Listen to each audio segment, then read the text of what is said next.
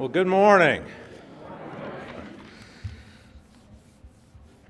Ladies and gentlemen, it is a great pleasure to welcome you here all this morning on this cold and kind of drizzly mess of a morning here in Kentucky. We're really glad you came out to be with us on this historic day in the history of the University of Louisville and the McConnell Center. If I could ask you to please make sure your cell phones are on silent for the duration of the program. My name is Gary Gregg, and it is my great honor to be the director of the McConnell Center here at the University of Louisville. Many of you are supporters and friends of the center, and we really appreciate your support for our programs and for our students. I can say that our students and our soldiers and the other constituents that we try to serve, I think, are thriving in our programs. We continue to add programs and develop and adapt them to changing circumstances. And in particular, I might call your attention to a few new online programs that we have been launching, including a series of podcasts that can be found on anywhere you can get podcasts under the name Vital Remnants. And in the spring, we'll be launching some new newsletters and some reading guides and some other opportunities for people outside of Louisville to continue their education with us. McConnell Center has been thriving in the year 2019. If you think of just in the last month, we can talk about hosting the ambassador from Australia, for instance, and of course the event that we have happening here today. We can also talk about two of our alumni who in the last election won statewide office. Mike and Daniel, wherever you are, right here in the front, we're so proud of you. So proud of you and proud of this program for doing what it set out to do from the very beginning, and that is nurturing the future leaders of the Commonwealth of Kentucky. Just in the last 10 days, we've sent off to regional moot court competition 3 teams of our McConnell scholars who are over on the right this morning here. 3 teams, all 3 of them in regional competition made it to the Sweet 16, and one of our teams won the regional title. Jasper and Dasha will be heading to the national championship, and I might brag on them just by saying that they are currently the number 6 and the number 7 orators in the nation. And so they'll be competing for a national title here in January. Well, today we have the privilege of hosting the 7th person who has served the United States as Secretary of State. And we're so excited about it, and that's why you're here, not to listen to me. So let's get started. Ladies and gentlemen, would you please rise and help me welcome the President of the University of Louisville, Neely Bendapudi, the Majority Leader of the United States Senate, Mitch McConnell, and the 70th Secretary of State for these United States of America, Mike Pompeo.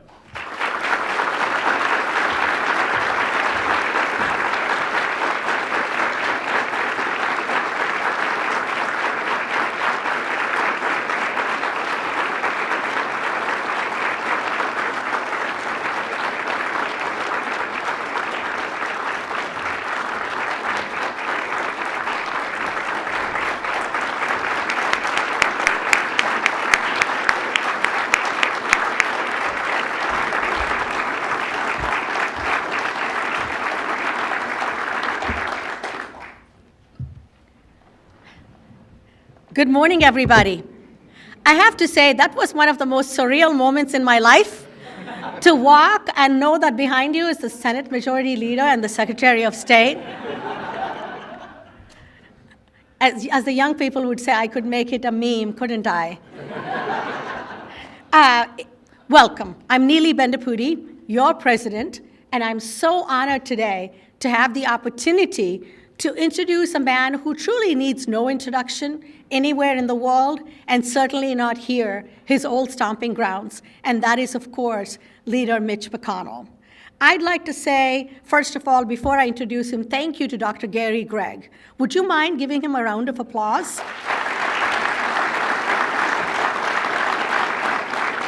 He does such an amazing job with our students and our soldiers that we are so grateful to have the opportunity to serve, and as you heard, the rest of the public as well.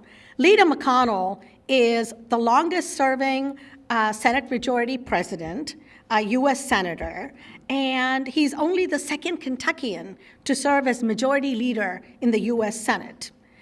He has so many roles, as you know, including senior member of the Appropriations, Agriculture, and Rules Committees. But I want you to remember that well before all of that, his accomplishments started right here. He came to the U of L in the 60s and majored in political science. You could see that he had an early taste for running things and for public service and the political life because he was president of the College of Arts and Sciences. He did attend another Kentucky-based university to earn a law degree, but as you all know, I'm so broad-minded and I believe in the redemption of souls. So we forgive him for that. His many, many contributions to the University of Louisville, to the citizens of this Commonwealth, and to the country are well known. But I have to say a special thank you to him for creating what is an exceptional program in the McConnell Center and the scholarship program. Through this program, as you know, we have an opportunity to retain incredible young people who've been admitted to great schools all over the country. And the only reason they chose to stay in the Commonwealth, because this serves only Kentuckians, the only reason we're able to retain them all here is the McConnell Center program. Through this, they have incredible enrichment opportunities.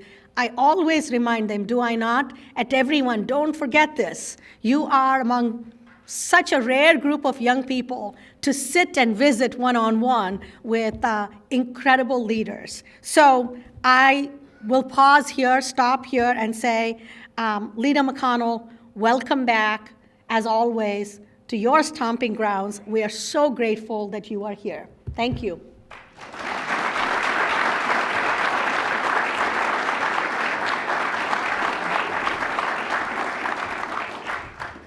Well, good morning. Glad you're here. Thank you, Neely. And by the way, don't you think she's just been a shot of adrenaline to the university and to the whole community? Thank you for the wonderful job you're doing.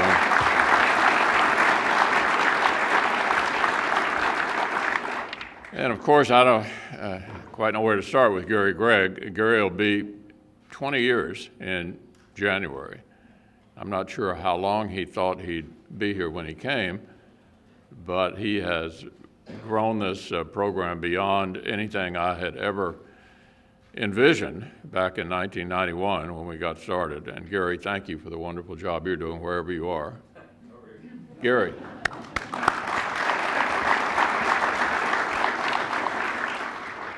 Of course, the evidence of all of what Gary and the university have accomplished is on full display with our students. I understand you're such good students, you can even skip the last day of classes to attend this morning's lecture. How about that? You got them out of class. We've graduated now over 250 young men and women. They're now taking what they learned here and making a positive impact throughout the Commonwealth and around the globe. Last month, as I think Gary has already mentioned, 2 of our alumni were elected to statewide office here in Kentucky. I don't know whether you called them out or not, but Daniel Cameron, where are you? The new Attorney General, stand up.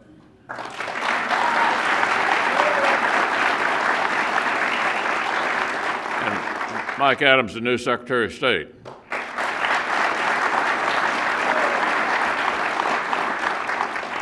We do have Democrats in this program, too. They just haven't run yet, or at least haven't won yet. So my honor this morning to present to you our Secretary of State. This is a job, as you know, that's as old as America. Thomas Jefferson was our first top diplomat. His successors include some of America's most respected statesmen. names you recognize, like John Marshall, James Madison, and a fellow named Henry Clay, all had this job.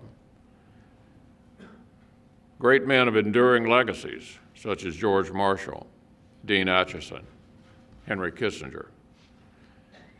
Here at the McConnell Center, we already had the privilege, as I think Gary may have mentioned, to host 6 previous Secretaries of State.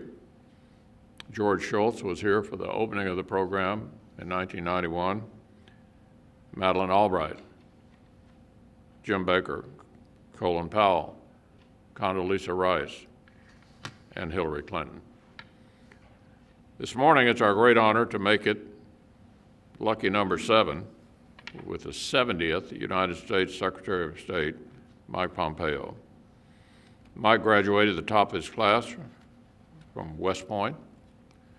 That's certainly an accomplishment in any year, but wait until you hear about just a few of Mike's classmates.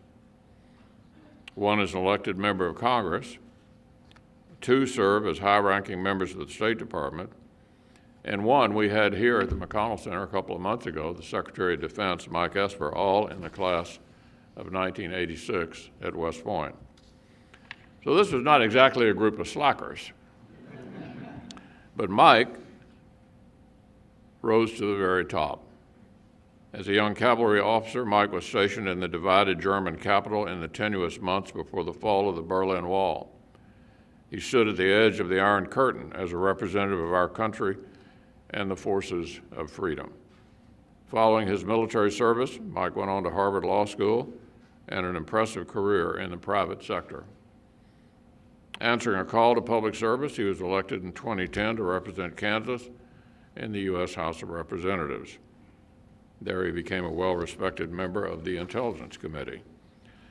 So when President-elect Donald Trump announced Mike's nomination to lead the Central Intelligence Agency, he was confirmed with bipartisan support, which these days is a little unusual. Now, leaving the bright lights of the House for the shadows of the clandestine services must have been quite a culture shock. Mike was forced to trade the cloakroom for the cloak and dagger. But he succeeded there too and quickly won the confidence of our nation's intelligence professionals and our commander-in-chief. Mike regularly delivered the president's daily briefing and became a brilliant and trusted counsel on some of America's most sensitive matters. We later would learn that included conversations with North Korea on denuclearization, a bold effort to advance the cause of peace in the world. With this record, it's no wonder President Trump turned to Mike when he needed a new Secretary of State. Mike moved to Foggy Bottom and left the CIA in the hands of a very capable Kentuckian and a fellow U of L graduate, Director Gina Haspel, who has also been here at the McConnell Center. As Secretary of State, Mike is the leading voice for American foreign policy. He oversees more than 76,000 personnel working at embassies and diplomatic missions around the globe, and like his 69 predecessors, he is tasked with promoting our nation's values and ideals abroad. Whether that's supporting human rights and democracy in Hong Kong, countering Putin's aggression by strengthening NATO, promoting our enduring relationship with Israel, or standing strong against Iranian bad behavior. Whatever the situation, we can all rest assured that Secretary Mike Pompeo is on the job. Just last month, Mike went back to Berlin, this time not as a soldier, but as our #1 diplomat. He joined the celebration of 30 years since the fall of the wall and the beginning of the end of the Soviet Union's control of Eastern Europe. Once again, he represented the indispensable role of America's leadership in the world, one that speaks for free people and a shared global prosperity. I'm glad to have him as a partner. I'm so pleased he's here today. Ladies and gentlemen, the Secretary of State.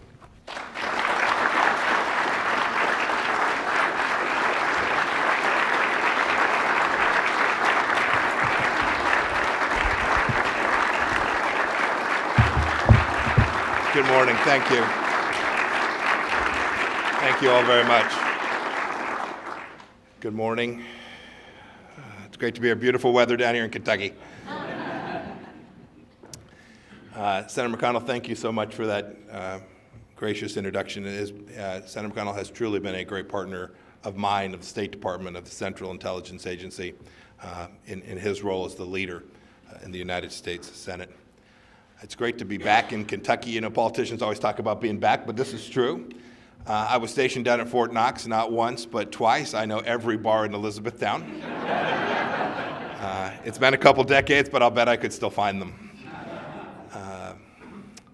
I do want to thank, too, the McConnell Center and the University of Louisville for having me here. It's difficult to come on campus. The last time I interacted with the University of Louisville, you were beating my Wichita State Shockers in the Final Four in Atlanta. I am not emotionally over it. And so if I struggle today, you now know why. It's great to be here. As a former soldier, too, I want to thank you for your Army Leadership Development Program here. And I especially commend your emphasis on civic education. I see all these great leaders in uniform. It reminds me of the first campaign commercial. The person putting it together said, "Hey, Mike, why don't you get in your uniform?" And my wife said, "He might be able to fit in his boots." So go look it up, Boots. It's a great campaign commercial. And to those of you who are here, students, great. I understand Senator McConnell said you're missing class today. Is that right? You're welcome. But I'm glad you're part of this program. It represents the finest of the American tradition, and it's part of the reason that I'm here today as well. It's part of my duty as America's top diplomat to explain to Americans how the State Department and the work that we do benefits each and every one of you every day. And it's important, too, that I get a chance to hear from Americans outside of Washington. And I'll do that when I get a chance to meet with some of you just after that. I also come out here to recruit, state.gov. Go check it out. It's a great place to work and serve America. So I'm on a recruiting mission here in Kentucky as well. Back in May, I spoke at a place called the Claremont Institute out in California. I used those remarks to talk about President Trump's vision for American foreign policy. And I told that group that President Trump is within the American tradition, but is staring at this from the perspective of how the founders thought about American foreign policy. There were three central ideas if you go back and read. First was this idea of realism. You have to stare at the problem set as it is, not as you wish it were to be. The second idea is restraint, understanding that we live in this unbelievably exceptional nation. We have an enormous privilege as American citizens, and we have a special role to play in that world. But our power is not limitless, and sometimes we have to make difficult choices. And I'll talk about that a little bit more this morning.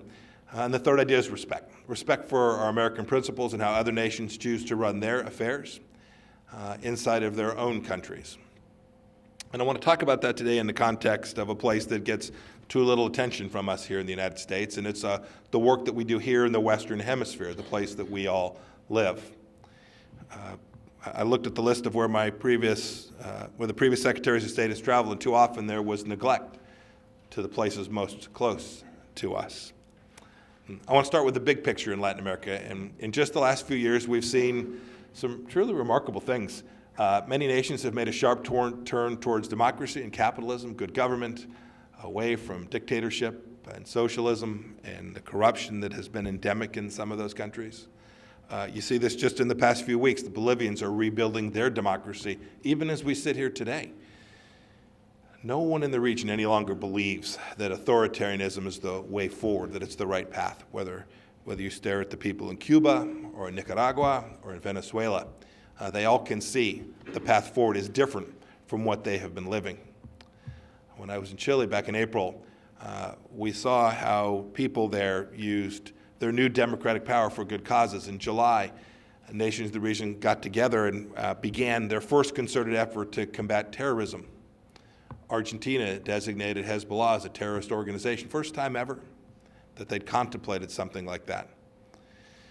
Regional multilateral organizations too, like the Organization of American States and the Lima Group, are members of a treaty called the Rio Treaty. They've taken the lead. They've allowed America to be the supporting effort in helping the Venezuelan people move towards achieving their desire for freedom, liberty, and to simply take care of their own families. It was the summer, just a few months ago, when the Organization of American States put out its first ever statement affirming the right to religious freedom, something this administration has taken to heart and worked on tirelessly. And Bolivia, as I said before, appointed its first ambassador to the United States in over a decade. There is more democratic cooperation in our hemisphere today than at any point in history, and we're proud of the fact that we've been a part of helping them get to that place. We do this for a couple of reasons. This gets to how President Trump thinks about the world. We support it because people should be free to exercise their unalienable right to self-government. We support it because political freedom goes hand in hand with economic freedom and economic flourishing, and trade with these nations benefits the people here in Kentucky and all across America. And we support it too because it's simply the right thing to do. Authoritarian regimes don't go easily, however. Take a look at Maduro. He's hanging on today. He rules Venezuela, but will never again govern it. But make no mistake, he and other dictators like him will work to continue to suppress their people. Cuba, too, has tried to hijack legitimate democratic protests in its countries and in the region to drive them towards their ideologic ends. Colombia has closed its border in Venezuela out of concern that terrorists from Venezuela might enter. And the Maduro regime continues not to place any value on human life and human suffering. And their current lawful president, Juan Guaido, is working diligently to achieve that freedom for their people. You see, too, malign interference in the region. We've worked tirelessly to push back against it. Today in Venezuela, Rosneft, which is Russia's state-backed oil company, continues to prop up the corrupt and illegitimate Maduro leadership. They take billions of dollars out of the Venezuelan economy each and every year. We've tried to drive with moral and strategic clarity the recognition that authoritarianism in our hemisphere is a threat. It's a threat to us here in the United States. We cannot tolerate these regimes inviting bad actors in and trying to turn allied democracies into dictatorships. Indeed, the Maduro regime has permitted Iranians to come into their country, posing an even greater threat here to the United States. And we've done so in a way that's been realistic, within the capacity of the American power to achieve the ends that we're seeking to achieve. So what did we do? We rolled back the Obama administration's cuddling up to Cuba by applying heavy new sanctions. We recognized that engagement has not improved Cuba's regime. It hasn't made it better. The human rights record was worse. The risk to the Cuban people was worse, and the risk to the United States was worse, and their capacity to influence Venezuela even greater. So we've changed that. We've allowed Americans to seek justice by suing the regime in Havana to recover property that it stole a long time ago. It only makes sense when Americans had their stuff stolen to give them a chance to get it back. And we've applauded countries that have expelled Cubans who have come to live as doctors inside of their borders who were really working on behalf of the government. These doctors, this is a program that's hard to fathom sometimes. They send doctors to countries all around the world. They traffic to generate income for the Cuban leadership. So the doctors receive 10 or 20% of the revenue that they generate, and the rest goes to fund the Cuban regime. We see these tyrants in the region for what they are, and we craft policies to confront them, not to appease them. And this really gets to the second point. A policy on Venezuela is mixed with restraint. We've seen folks calling for regime change through violent means, and we've said since January that all options are on the table to help the Venezuelan people recover their democracy and prosperity. That is certainly still true. But we've learned from history that the risks from using military force are significant.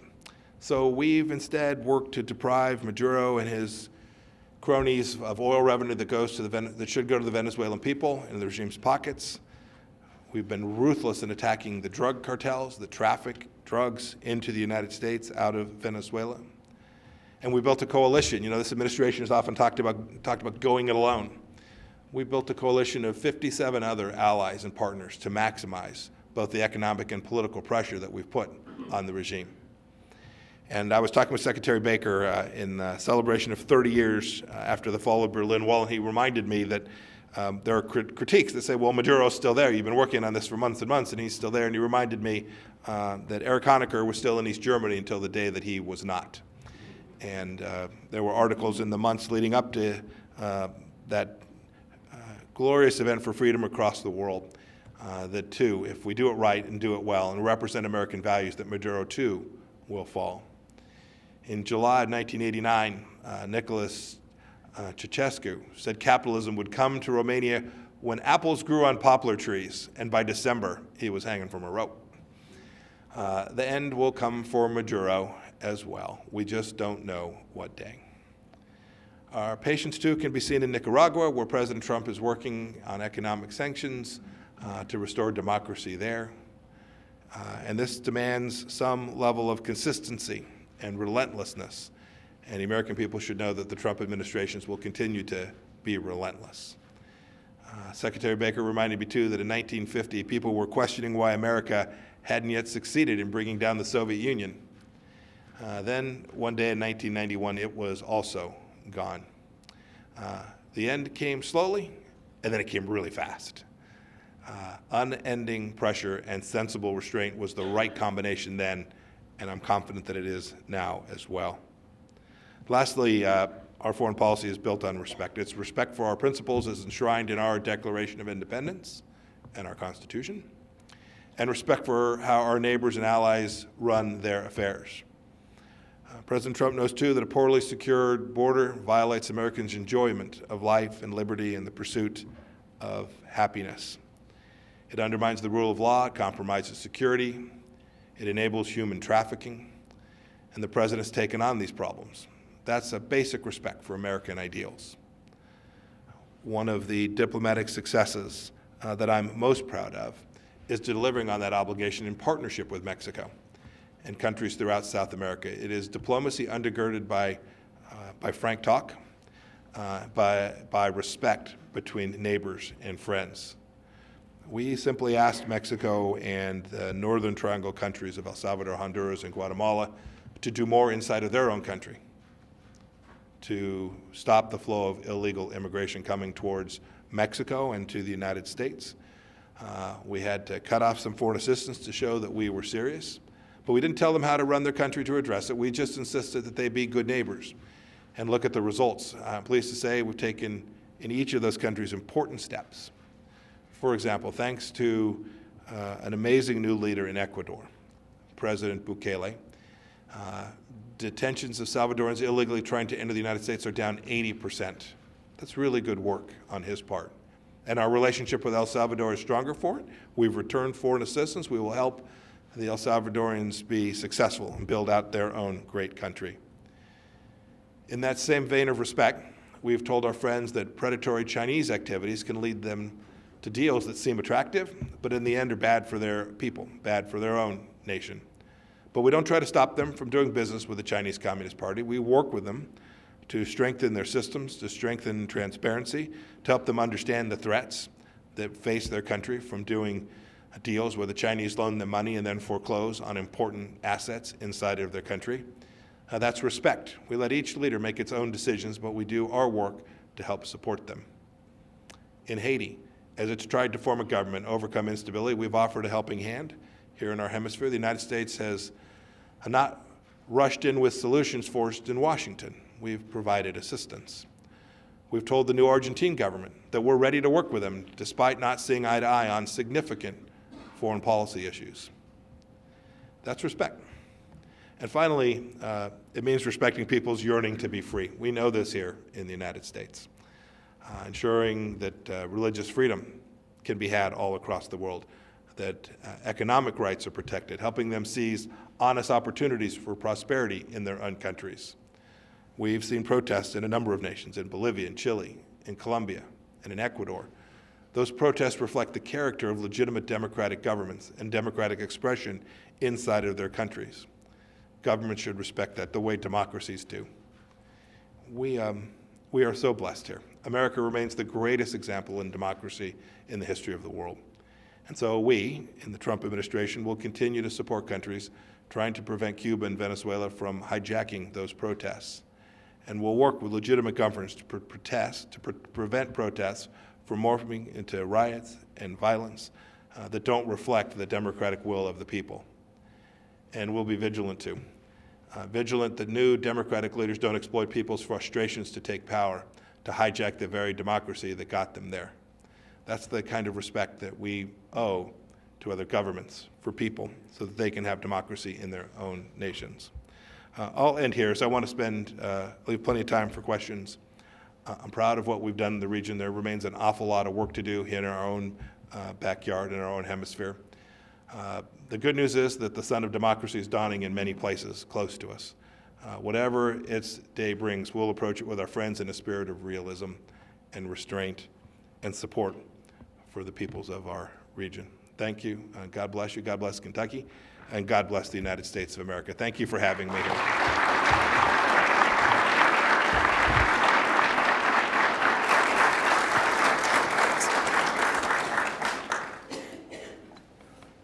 Well, we thought we'd have a little discussion here, and I think a good place to start is Hong Kong. Back in 1992, I introduced a little bill called the Hong Kong Policy Act. This was 5 years before the handover back to the Chinese from the British. Not a very important bill, certainly in this country, but it was noticed out there because it required the State Department to make an annual report about whether the Chinese, after the handover, were sticking to the deal they made with the British, which is supposed to hold up for 50 years. Well, we've certainly witnessed a lot of unrest in Hong Kong here, and just the other day, we did an update of the Hong Kong Policy Act. It passed overwhelmingly in the House and Senate, and President Trump signed it. It strikes me, Mr. Secretary, that this could be President Xi's worst nightmare, that this view that being able to express yourself and maybe being able to elect your own leaders would metastasize into the mainland. What is your take on what's going on in Hong Kong and the Chinese government's reaction to it? Yeah, Leader McConnell, you've been at this issue in Hong Kong for an awfully long time. And thanks for handing me the requirement to certify now. That's great. Put it in my lap. It's been deeply appreciative. Look, the issue in Hong Kong is pretty straightforward. I think you articulated it pretty well. You have a people that is desirous of having the Chinese Communist Party live up to the promise that it made back in 1997. Right? It's a ratified treaty. It sits at the United Nations. They talked about having one country but two systems, and their obligation to honor that. And our efforts are to make sure that those weren't empty promises that were made to the people of Hong Kong. The Chinese Communist Party owes it to those people to live up to those commitments that they made. And you see the people of Hong Kong demanding that. You see American flags flying at these protests. They want what you all want, what our next generation of Americans want. They want freedom, the chance to raise their families, to practice their faith in the way that they want. Those are the commitment to permitting that was made by the Chinese Communist Party. It was to go for 50 years. We still have decades left in that. And the United States stands firmly in support of asking the Chinese leadership to honor that commitment, asking everyone involved in the political process there to do so without violence, and to find a resolution to this that honors the one country, two system policy that the Chinese leadership signed up for. You mentioned in your remarks protests around the world. You've mentioned, and on other occasions, and others of us have, protests going on in places like Iran and Lebanon. What's behind all of this? What's your take on the level of unrest, particularly in an adversary like Iran? So I'm not sure you can draw a line between all the protests and all the different places that is direct, other than each place that you find these protests, you see people who are living under authoritarian regimes and demanding a fundamental change. In the Middle East, what you see taking place is the Iraqi prime minister resigned within the last 48 hours. He did so because the people were demanding freedom, and the security forces had killed dozens and dozens of people. That's due in large part to Iranian influence there. The same is true in Lebanon. The protests in Beirut are a desire for the people of Lebanon. It's people of all religions. You have Christians, Sunni Muslims, you have people from all across Lebanon just demanding basic autonomy for the nation. They want Hezbollah and Iran out of their country, out of their system as a violent and repressive force inside of the country. The same thing's happening in Baghdad, and the protests in Iran itself in 90-plus cities are taking place because the Iranian people are fed up. They see a theocracy that is stealing money. The Ayatollah is stealing tens and tens of millions of dollars, putting it in his own pocket, money that should go to provide resources for the Iranian people, and they just say enough, and they're demanding these basic rights. Our role in all of this is to support freedom wherever we are able to do so, to create transparency so that the world can see. In Iran, the reporting indicates that there are several hundred people who have been killed by the security forces, thousands detained inside of Iran, and to stand up and say, that's not right. These people are simply asking for a basic set of freedoms, and the Iranian leadership, that regime, should change in a way that reflects the desires of their own people. The administration made an important decision, in my view, that I supported, to withdraw from the previous administration's Iran nuclear deal. To what extent are the Europeans resisting following our lead on that, in that decision? And the sanctions that the administration levied against Iran, how effective have they been so far? So the previous administration chose Iran to be its primary security partner in the Middle East. We thought that was fundamentally flawed proposition. The Iran nuclear deal, the JCPOA, was a central part of that. Its stated goal was to deter Iran from being able to have a nuclear weapon system, when in fact it was a guarantee that there was a glide path for Iran to have a nuclear weapon. And so President Trump made the decision to withdraw from it. That had a number of salutary effects. The first is it stopped funding the regime in Iran. We all saw the $150 billion that was transferred there, but they permitted European countries to trade in Iran, creating wealth, creating money that underwrote Hezbollah in Lebanon, underwrote Shia militias in Iraq, that underwrote assassination campaigns in Europe. And now the Iranian regime has fewer resources to conduct that terror campaign and to build out their nuclear systems, and to do R&D on weapons or whatever it is they might be desirous of achieving. The Europeans chose a different approach, a fundamentally different approach. They have stayed inside of the nuclear deal. We've encouraged them to move away from that. We don't think it's productive. The United States has reimposed sanctions. The Europeans have chosen not to do that. The good news is, in spite of what the world told President Trump, that American sanctions would not work, the world was wrong. These sanctions have been incredibly effective. Iran's wealth will decrease materially in 2019 from 2018, and again in 2020 from 2019. And their ability to trade with the rest of the world is also greatly diminished. This is not to impact the Iranian people. There's plenty of money for the Iranian people. If the Ayatollah can underwrite a missile program, centrifuges spinning to create nuclear systems, to underwrite Hezbollah in Lebanon, to underwrite fighters that are traveling to Latin America, if the Iranian regime has that much money and wealth, it has plenty of money to take care of its own people. And we're simply doing this to keep America safe, to keep the Middle East more stable, and to enable the Iranian people to convince the regime that it needs to change its ways in the most fundamental and basic way, to just ask Iran to behave like a normal country. The President called me this morning about matters unrelated to foreign policy, but mentioned he was headed to England, and I assume you are as well. What do you anticipate will come out of this upcoming NATO meeting? Yes, I'll leave here to Louisville to London, direct. Yeah. Yes. So it's an important set of meetings. We're actually celebrating 70 years of NATO. It's the 70th anniversary. It's a pretty cool deal. This has been an important force for good and freedom all throughout the world for all the post-war period now, 70 years. President Trump came in saying we wanted to make sure that NATO was fit for purpose, that it still worked after 70 years, that its focus was right.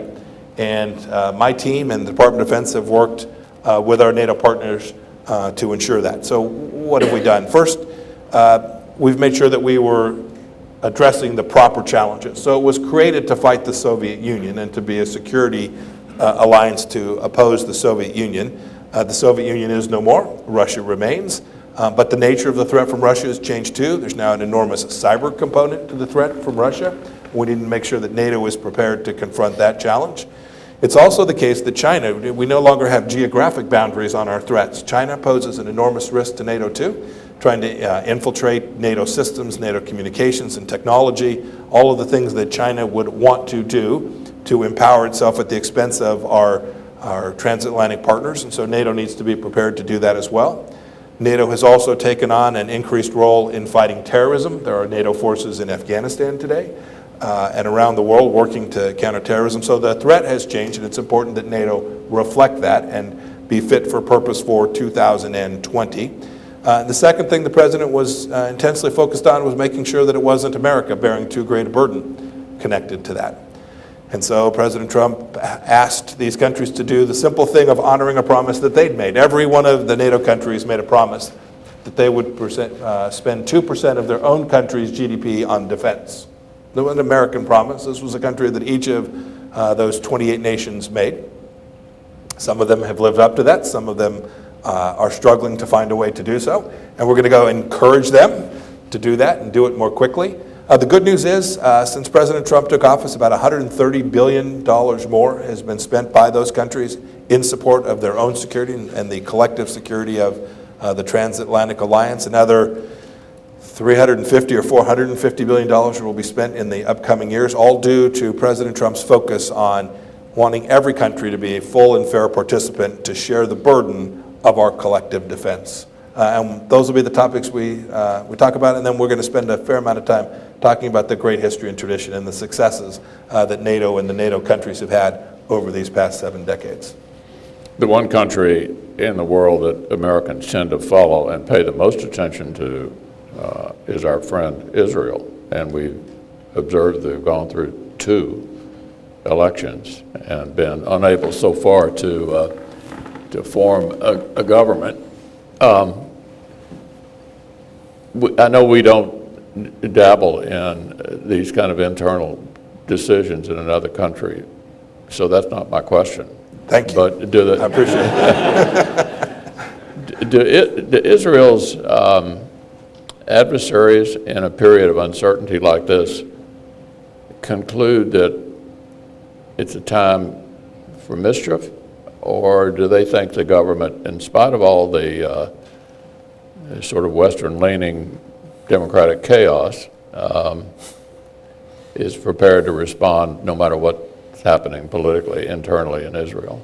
Yeah, that's a good question. My observation is that those who might seize upon this opportunity know that Prime Minister Netanyahu is still the Prime Minister, and that any threat to Israel would be met in the way that Prime Minister Netanyahu has consistently made defense of Israel a real priority. You saw this, frankly, a few weeks back when there were attacks into Israel out of Syria. It was still during a time where there was political challenge inside of the Israeli government, and Prime Minister Netanyahu took serious action to respond to that. So I don't think anybody sees this moment of political transition in Israel, of them working through their democratic processes, as an opportunity to create risk for Israel.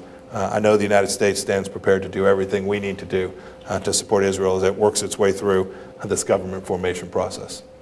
I'm told we have one more question. I'm going to go around to a totally different place in the world of special interest to me, and that's a Louisville question. Here it comes. That's Burma.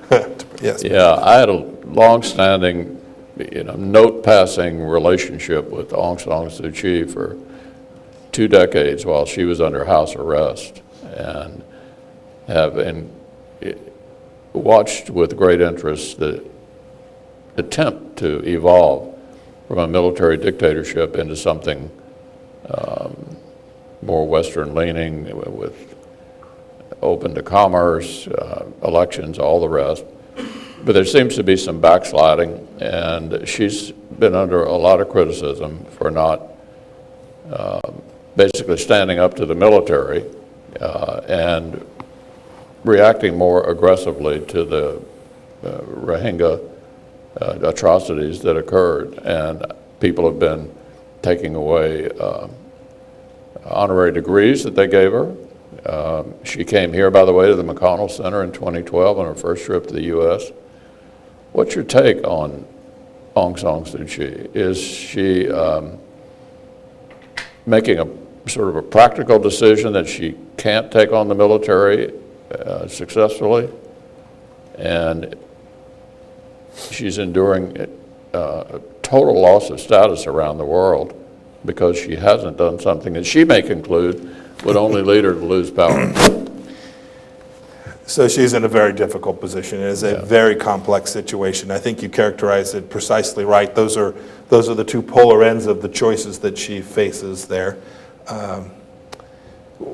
From the United States perspective, we don't choose leaders, we choose good outcomes. And so our efforts there have been to put pressure on the Burmese military. You've seen us sanction Burmese military leaders. The previous administration refused to do that. We've said these are the really bad actors. These are the in this case men who are engaged in activities that would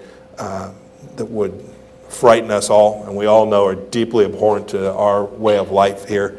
So we've sanctioned them to put pressure on the military to change its ways, to try and protect the innocent there that have suffered so much. And then we've tried to provide, I've met with my counterparts there, tried to provide them assistance to try and help them through. But the military's got an awful lot of power, and she's facing a true conundrum. Our hope, our expectation is that she will engage in every activity that she can to try and drive the right outcomes that I believe in her heart she wants for her country and for her people, to drive them in the right direction. It's not unusual. We see this in transitional governments where you have a set of armed military forces under the control or quasi under the control of those outside of government, and a government apparatus trying to get to the right place for their own people, and leaders that are trying to bridge that gap, to get in the right direction, to push back against the military. Iraq is a good example of that, right? The Iraqi leaders trying to push back against these Iranian militias who are denying sovereignty for the Iraqi people. All they really want is to have a free, independent, sovereign Iraq, and yet you've got Iranian arms and Iranian military driving inside of that country. And so we watch the leaders. We're continually disappointed in them that they have not done more, but we also recognize they're in a difficult place, trying to maintain enough influence and capacity to begin to push in the right direction. I think Aung San Suu Kyi is very much in that same place. Join me in thanking the Secretary of State. Thank you all. Thank you. Thanks a lot. I really appreciate it. I have a small gift for him. Oh,